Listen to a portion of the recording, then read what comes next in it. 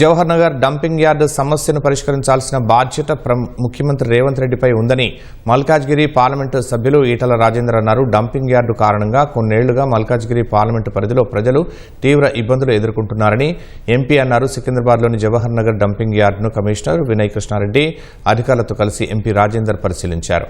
ఆ విషయంపై ఇటీవల అఖిలపక్ష నేతలతో కలిసి ముఖ్యమంత్రి రేవంత్ రెడ్డికి వినతిపత్రాన్ని అందించినట్లు తెలిపారు.